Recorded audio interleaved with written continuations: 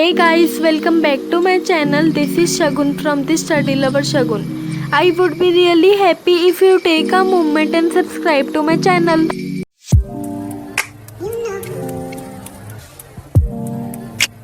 तो सबसे पहले रिसोर्सेज का मतलब जान लेते हैं।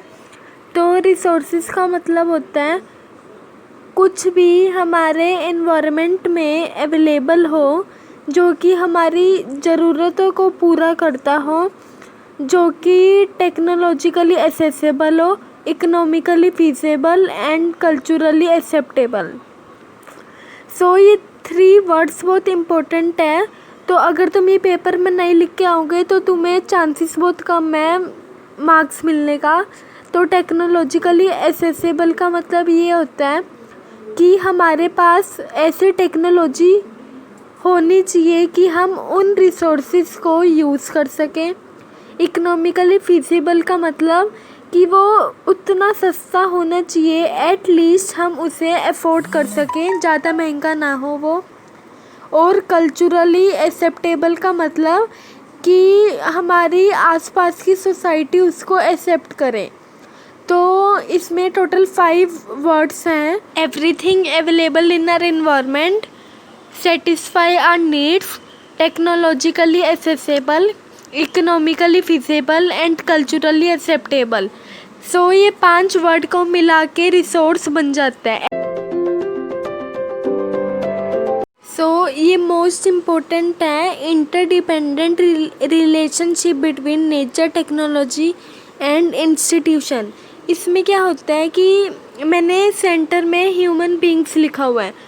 तो इसका मतलब क्या है, जो ह्यूमन बींग्स हैं वो नेचर से इंटरेक्ट करेंगे। Human beings interact with nature. Nature से इंटरेक्ट कैसे करेंगे? Using technology. अगर हम कोई भी टेक्नोलॉजी यूज़ कर रहे हैं तो उसके लिए हमें इंस्टीट्यूशंस बनाना बहुत ज़रूरी है।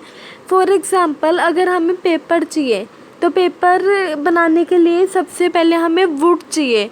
तो वुड एक क्या टेक्नोलॉजिकली, और इंस्टीट्यूशन क्या होगा? कोई भी उसकी फैक्ट्री पेपर की। आई होप आपको ये रिलेशनशिप समझ आ गई हो और ये बहुत इम्पोर्टेंट है। ये बोर्ड्स एग्ज़ाम में हर साल ऑलमोस्ट पूछी जाती है।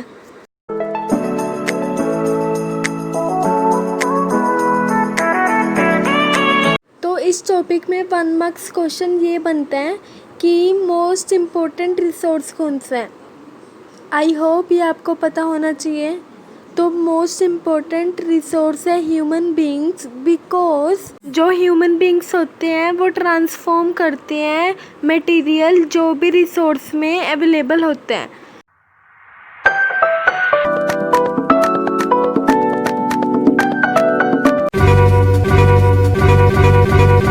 तो ये इस चैप्टर का सबसे मेन और इम्पोर्टेंट टॉपिक है। इसके बिना बोर्ड एग्ज़ाम में कोई क्वेश्चन आ ही नहीं सकता। तो क्लासिफिकेशन ऑफ रिसोर्सेज 4 तरह की होती है। On the basis of origin, exhaustibility, ownership and status of development. So first is origin. Origin भी 2 टाइप्स के होते हैं, biotic and abiotic. Then next is exhaustibility, वो भी 2 तरह की होती है, renewable and non renewable. Next is ownership, individual, community, national and international. Then next is status of development, potential, developed, stock and reserve. ये भी 4 तरह की होती हैं। याद रखना, जब भी तुम पेपर में ओनरशिप का लिखोगे तो इंडिविजुअल, कम्युनिटी, ये कम्युनिटी नहीं है, हम इसको बोलेंगे कम्युनिटी ओन्ड रिसोर्सेज।